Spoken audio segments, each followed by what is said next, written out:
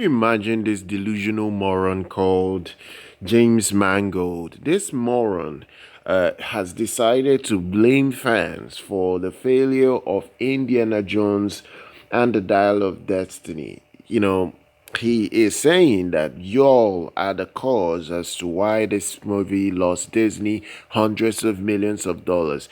He is not the one to take any blame. There is no blame that should be accorded to him. Y'all are the ones to be blamed for why this film failed. This is the problem with woke Hollywood. When you cast clowns, activists like Phoebe Waller-Bridge to be in your movie and become more or less like the centerpiece of the new film you're making, and you want to insult the legacy of the original Indiana Jones. This is what you get. You fail at the box office, and the best thing you do now is to insult fans and blame them for why your movie failed. This film lost Disney a reported $143 million.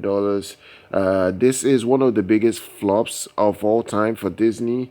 Now, after 1 year and a half from the film's initial release, James Mangold says that fans has to be blamed for this failure, that because no matter what they would have done, it wouldn't have made fans happy. He was saying this to Deadline. Of course he's gonna say this to Deadline. Deadline is a show media outlet that propagates nonsense to push a lot of crap for Disney. This is something they've always been doing for several years, and this is what this man says. James Mangold, he says this: you have a wonderful and brilliant actor who's in his 80s. So I'm making a movie about this guy in his 80s, but the audience on the other level doesn't want to confront their hero at that age.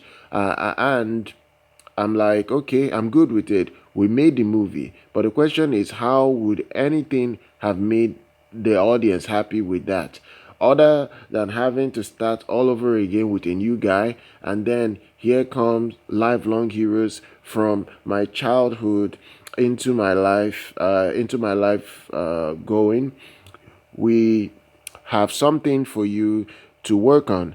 It was a joyous experience, but it hurt in a sense that I really love Harrison Ford, and I wanted audience to love him as he was, and to accept that that's the part of what the movie has to say, that things come to an end. That's life. So I understand that Harrison Ford is 80. Sorry, not 80, but like he's in his 80s. He's no longer the spring chicken he used to be. And we understand that, but that's not what the fans complained about. It's all about the direction of this film. This film insulted his legacy. This film was not made to honor his legacy as the OG Indiana Jones. This is just a film to propagate woke, push for a female Indiana Jones. This is something they've always wanted to do for a while now. They wanted a female Indiana Jones, and that's why they casted Phoebe Waller-Bridge, and fans did not like it. You wanted a woke Indiana Jones. You wanted a female Indiana Jones that would make the original Indiana Jones look like a joke in his own film. That is what fans did not like about Indiana Jones and the Dial of Destiny. But you're not gonna say this because James Mangold is in the Hollywood circle that pushes all this propaganda. He's always been like this, so he's never gonna come out and say that, look, casting Phoebe Waller-Bridge was a disaster. This is not what made fans angry. It's not about Harrison Ford. Regarding not making fans happy, it's probably not because Indiana Jones is old or fans are old. It probably has to do with the fact that they are going to replace Indiana Jones with Phoebe Waller-Bridge's character Helena. However, Indiana Jones confirmed he changed things. It probably didn't help that the film underwent massive reshoots, and when Disney made this movie come out in cinemas, the film received lukewarm reception from critics and the audience in attendance. Lucasfilm under Kathleen Kennedy. Kathleen Kennedy already ruined Star Wars and Willow, and now Kathleen Kennedy has ruined Indiana Jones. This is something they do, and you having a young Indiana Jones sacrificing himself to save Helena, and now you are pushing Phoebe Waller-Bridge, a lunatic, a woke lunatic like this woman, to be the new Indiana Jones is the major reason why this film flopped. There is no other reason why this film flopped.